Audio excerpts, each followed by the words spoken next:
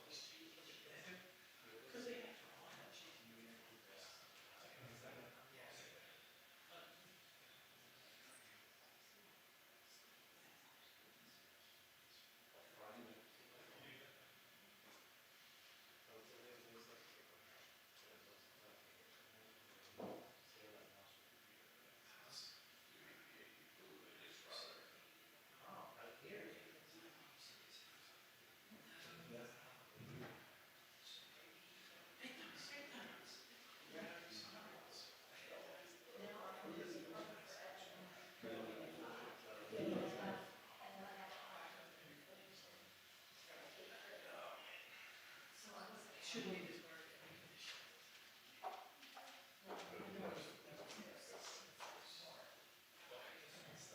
meeting is ended. I don't have any further updates, but the meeting is ended.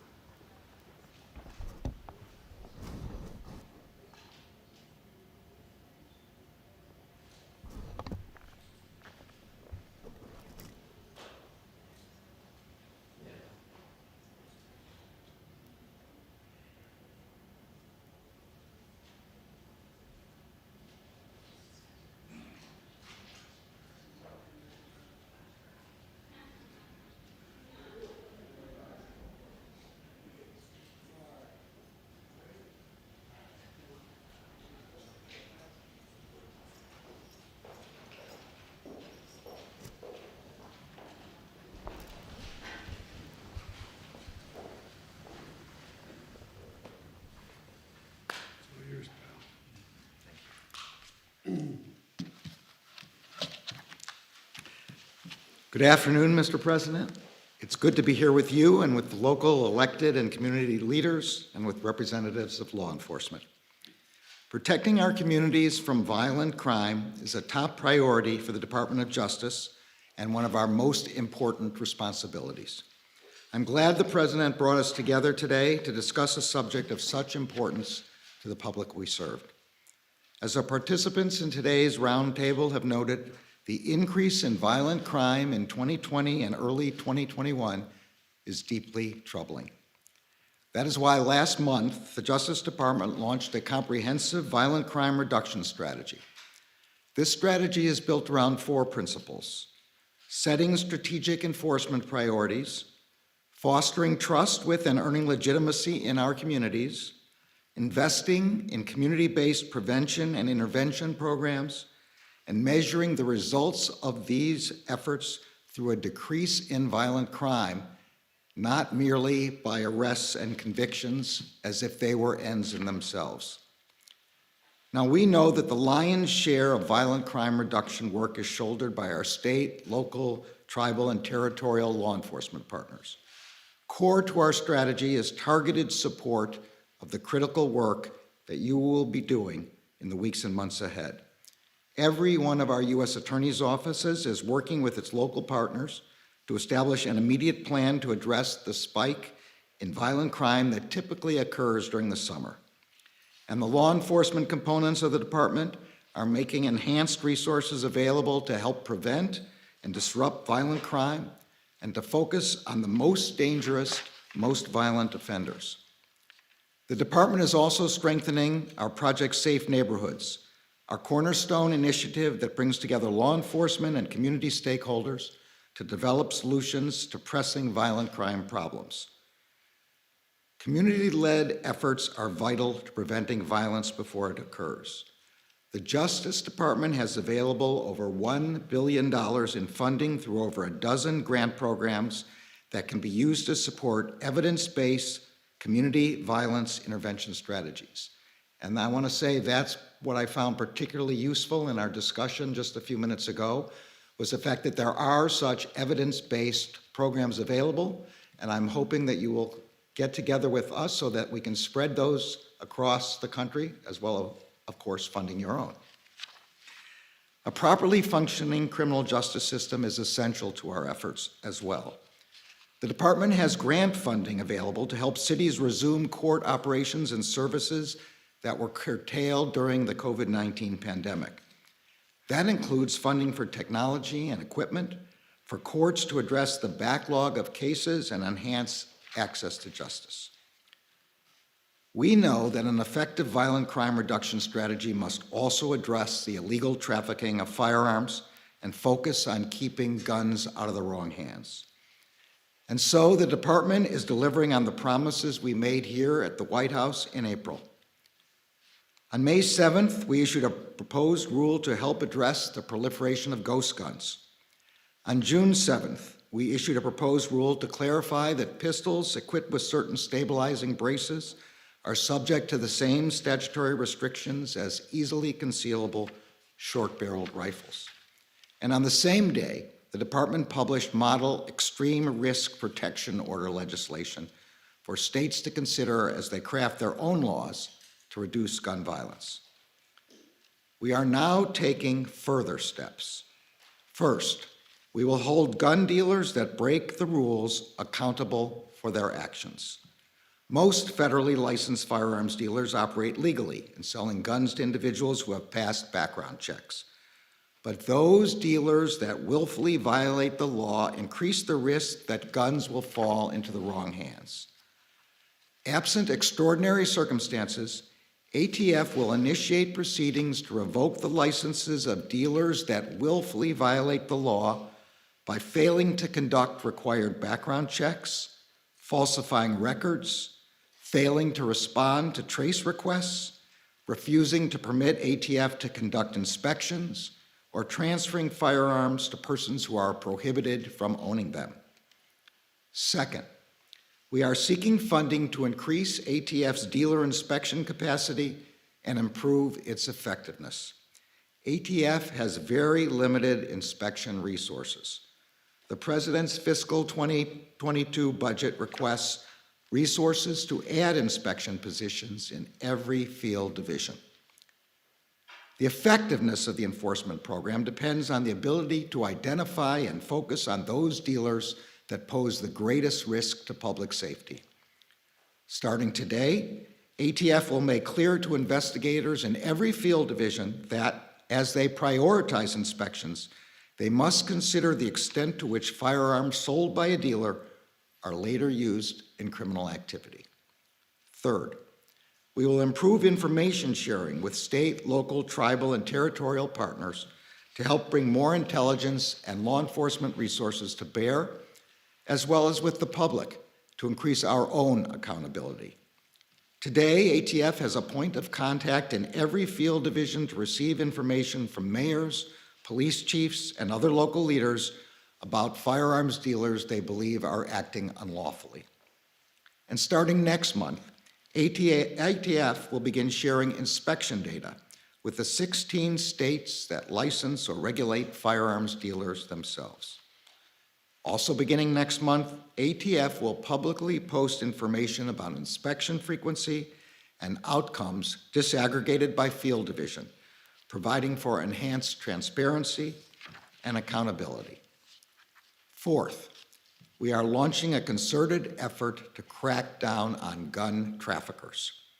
Yesterday, the department announced that it will establish 5 new cross-jurisdictional law enforcement strike forces within the next 30 days. The strike forces will focus on addressing significant firearms trafficking corridors that fuel violence in New York, Chicago, Los Angeles, the San Francisco Bay Area, and Washington, D.C., as well as in cities and towns along the way. The Justice Department's violent crime reduction strategy and our initiatives to stem the rising tide of illegal guns will save lives. But these steps alone will not solve the problem of violent crime. Success depends on all of us joining together, those of you in this room, the many like you across the country who are working to keep their communities safe, and the people of our communities themselves. I would now like to introduce President Biden, who has emphasized the importance of this issue and who has my gratitude for gathering us together today. Thank you. Thank you, General. Let me, before I begin, thank the participants in our roundtable today. 2 mayors, 3 mayors, chiefs of police, attorneys general, and community organizers are doing significant work in bringing down violent crime in their communities. There is no one answer fits everything, and it's about being engaged and multiple organizations being engaged. So I want to thank you for the time you spent with us today. And I warned you I'm coming back at you again for more information. And we just met, as I said, with a bipartisan group of mayors, law enforcement, and community leaders. And we discussed a comprehensive strategy that I'm releasing today to combat the epidemic of gun violence and other violent crime that we've been seeing in our country for far too long, that has spiked since the start of the pandemic over a year ago.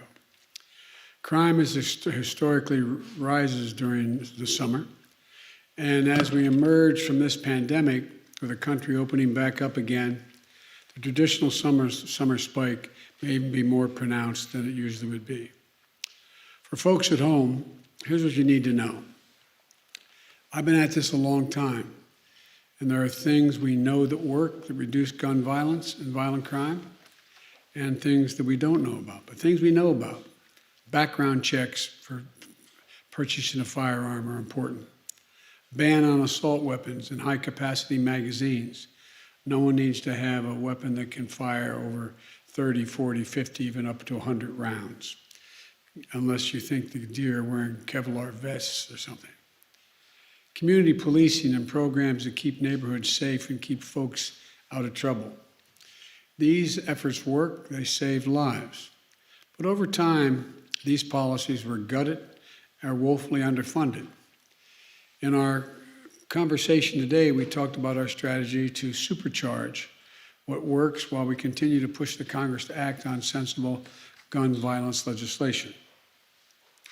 First, we discussed cracking down, as you heard from the Attorney General, on rogue gun dealers. We know that if there is a strict enforcement of background checks, then fewer guns get into the hands of criminals. Background checks have thus far kept more than 3 million guns out of the hands of felons, convicted felons, fugitive, domestic abusers, and others prohibited from being able to purchase a gun. And there's still too many loopholes in that system. And today, enough rogue gun dealers feel like they can get away with selling guns to people who aren't legally allowed to own them. And I might add, the Second Amendment from the day it was passed limited the type of people who could own a gun and what type of weapon you could own. You couldn't buy a cannon. Those who say the blood of patriots, and all the stuff about how we're going to have to move against the government. Well, the tree of liberty is not water with the blood of patriots. What's happened is that there never been, if you want to think you need to have weapons to take on the government, you need F-15s and maybe some nuclear weapons. The point is that there's always been the ability to rationally limit the type of weapon that can be owned and who can own it. The last time we had data on this issue of who was purchasing guns was more than 20 years ago. 5% of gun dealers, turns out, in the study we did, showed that 90% of illegal guns were found at the crime scenes sold by 5% of gun dealers. 5% sold 90% of the guns found at crime scenes. And these merchants of death are breaking the law for profit. They're selling guns that are killing innocent people. It's wrong, it's unacceptable. As the Attorney General said, we're going to crack down on those gun dealers and the violent criminals they knowingly arm. In April, I announced that the Justice Department is going to be issuing an annual report on gun trafficking so we can update that data. Today, the department is announcing, as I just did, a major crackdown on stem the flow of guns used to commit violent crimes. It's zero tolerance for gun dealers who willfully violate key existing laws and regulations. Let me repeat, zero tolerance. If you willfully sell a gun to someone who's prohibited from possessing it, if you willfully fail to run a background check, if you willfully falsify a record, if you willfully fail to cooperate with the tracing requests or inspections, my message to you is this: we'll find you, and we will seek your license to sell guns. We'll make sure you can't sell death and mayhem on our streets. It's an outrage. It has to end, and we'll end it, period. Second, we discussed disrupting illegal gun trafficking. Now, the gun lobby wants you to believe that cities that are had the toughest gun laws still have the highest rates of gun violence, as was pointed out by the group we had today in our roundtable. The violence is, so they argue, why do you need those gun laws if they don't work in cities that have tough laws? Don't believe it. Here's the truth. Today's conversation with Mayor Scott of Baltimore, for example, echoed what we know to be the case and hear from mayors all across the country. Mayors have the power to help shape and enforce the laws in their cities, but they can't control the laws in neighboring cities and states, even though the gun legally bought there often ends up in their streets. Mayor Scott says that 80% of the guns in Baltimore were acquired outside the city. Outside the city. There's little he can do about that. So we have to act. As part of our strategy, the Justice Department is creating 5 new strike forces to crack down on illegal gun trafficking and the cartels supplying weapons to cities like New York, Chicago, Los Angeles, Washington, D.C., and the Bay Area. With these strike forces, local and federal law enforcement and prosecutors are going to be able to better coordinate the prosecution of illegal gun trafficking across city and state lines. So, illegal guns sold from the back door of a gun shop in Virginia don't end up in a murder scene in Baltimore. And if they do, then local and federal law enforcement can better coordinate to trace illegal gun sales back to a shady gun dealer and hold them accountable. Police Chief Murray of the Police Chief Murphy, Paul of Baton Rouge, Louisiana, talked about how he's coordinating more closely with the Bureau of Alcohol, Tobacco, and Firearms, the ATF, and the Federal Bureau of Investigation, the FBI, to help take on criminal organizations committing violent crimes in the city. This kind of coordination is essential to keeping the weapons of war out of the hands of dangerous criminals, fugitives, and gangs, as well as organized crime. Third, we discussed historic funding for states, cities, and counties, and tribes for law enforcement and crime prevention. You know, they've not only had to fight this pandemic, they've also had to deal with economic crisis that has decimated their budgets, forced them to cut essential services, including law enforcement and social services. And amid the COVID-19 pandemic, they've had to deal with a second public health crisis, gun violence. The American Rescue Plan, which we passed in the first 100 days of my administration, is providing much needed and historic relief to bring back those law enforcement jobs and social service jobs. Much of this relief has already arrived. The rest is on its way. And we're now providing more guidance on how they can use the $350 billion nationally that the American Rescue Plan has available to help reduce crime and address the root causes. For example, cities experiencing an increase in gun violence were able to use the American Rescue Plan dollars to hire police officers needed for community policing and to pay their overtime. Mayors will also be able to buy crime-fighting technologies like gunshot detection systems to better see and stop gun violence in their communities. They can use the funding to scale up wraparound services for the residents as well, including substance abuse and mental health services that we know will make a difference in prevention of crime. Here's another example that reminds me of the old saying my mom used to use. She said, "An idle mind is a devil's workshop." Well, school's out for the summer. Teenagers are in tough neighborhoods. No jobs, more trouble. We know summer jobs, training, and recreation for young people work. They help make sure young people pick up a paycheck instead of a pistol. One study found in Boston Summer Jobs Program for Youth Reduction reduced violence crimes by 35% in Boston. Another study found that a program that offers high school students in Chicago a good summer job and an adult mentor and behavioral therapy led to a 45% drop in violence. We can invest in more of these programs with the American Rescue Plan. And here's another thing states, cities, counties, and tribes can do with that funding. When someone finishes their time in prison, we can't just continue to give them $25 and a bus ticket. They end up right back where they started and got them in trouble in the first place.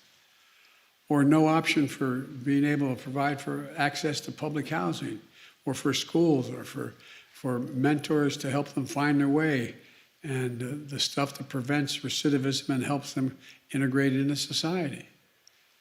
That's changing with guidance and we're issuing today. The American Rescue Plan funding can help formerly incarcerated people get skills training, apprenticeships, and work experience so they can gain stability and security and a chance for a better life rather than going back to exactly what they left. Attorney General Greenwald of New Jersey and Mayor Daniela Levine Cava of Miami-Dade talked about their efforts to lift up those kinds of community programs that reduce gun violence, keep communities safe, and make real positive difference in people's lives. And for folks at home, the American Rescue Plan, which is a once-in-a-generation investment to reduce violence in America, is available. I'm proud of it. It means more police officers, more nurses, more counselors, more social workers, more community violence interrupters to help resolve issues before they escalate into crimes. It means we go after the people who flood our streets with guns and the bad actors who decide to use them to further terrorize the communities. It means saving lives. And Congress should in no way take away this funding. It's already been appropriated. In fact, a few weeks ago, the bipartisan United States Conference of Mayors, the National League of Cities, National Association of Counties, they all came out forcefully against efforts to reclaim American Rescue Plan funds that have already been allocated to the states, cities, and counties and tribes. This is not a time to turn our backs on law enforcement or our communities. Fourth, we discussed the need to support community violence intervention. These are local programs that utilize trusted messengers, community members and leaders to work directly with people who are most likely to commit gun crimes or become victims of gun crimes. We know who they are. They intervene before it's too late, these interrupters. Turn down the temperature, halt the cycle of retaliation, connect people to social services, and it works. Community violence intervention programs have shown a reduction in violence of up to 60% in many places. We heard from 2 community leaders that do this work. Eddie, thank you for coming from Chicago. You were really, quite frankly, it was impressive, your presentation. And Devon Bogan from Richmond, California. Eddie was formerly incarcerated for gun homicide, and Devon lost his brother to gun violence. And Eddie worked as a violence interrupter. Now he runs a program that provides high-risk men with cognitive behavioral therapy to help them react to the impulses by slowing down rather than following through on with violence. It puts them in paid jobs to change their trajectory. The program has reduced shootings by 40%. Devon runs a program across California and 6 other states that enroll high-risk individuals in peace fellowships, complete with intensive mentoring and social services. It's saving lives. In Sacramento, for example, 91% of the participants stayed away from gun violence. States and cities should invest in American Rescue Plan funds in those kinds of anti-violent crime programs. And today I'm announcing that the White House will be working with 15 jurisdictions that are doing exactly that, from Baltimore to Baton Rouge to Memphis to Minneapolis, to build up their community violence intervention programs starting this summer. And Mayor Steve Allender of Rapid City, South Dakota, a Republican and a former chief of police himself, joined us today and will be part of the effort to help disrupt cycles of crime and violence in his community and nearby tribal communities. We need more mayors to follow, and I'm going to be keep pushing for more of these proven programs, which are part of the American Jobs Plan in my budget. Fifth, and I'll close with this, we talked about the lives we lost, have already been lost, and the lives that we can save. We talked about how much pain and loss so many people have experienced, and so many people have now accepted as their fate here in America. We have an opportunity to come together now as Democrats and Republicans, as fellow Americans, to fulfill the first responsibility of government in our democracy, to keep each other safe. Enough. That means Congress passing sensible gun prevention, violence prevention initiatives makes sense. Background checks, ban on assault weapons, repeal of liability shield for gun manufacturers. It means the Senate reauthorizing the Violence Against Women Act, my proudest legislative accomplishment, to close the so-called boyfriend loophole. It's boyfriend and stalking loophole to keep guns out of the hands of abusers. We added the provision saying if you have a stay-away order, you are stalking someone and you're told that has to stop, you can't own a weapon. Every single month, an average of 57 women are shot and killed by an intimate partner. We can help stop that. It means confirming my outstanding nominee to lead the the ATF, David Chipman. It's been without a leader for a while. The top job has been unconfirmed for much too long. A career and distinguished ATF official for 25 years, David is eminently qualified for the job that we desperately need to fill. As Vice President, I pushed hard to lift the freeze on gun violence research at the Center for Disease Control, the CDC. Guess what? Why should they not be able to study gun violence and what causes it? But there's been a block on it. I want to unfreeze that. As president, my budget doubles funding for the gun violence research at the CDC and the National Institutes of Health, the NIH, to study gun violence as a public health threat that it is. And while we keep pushing there, Vice President Harris and I also, and our entire administration, will continue taking action where we can. Let's stop the proliferation of ghost guns, as we announced back in April with the Attorney General. We need to support the development of smart gun technologies. This doesn't affect responsible gun owners or Second Amendment rights. It helps keep guns out of the hands of people who shouldn't have them in the first place, from a child who accidentally picks it up to a burglar or a violent criminal trying to steal it and use it. We need to keep building on the gun violence and crime prevention strategy we're laying out today. Folks, this shouldn't be a red or blue issue.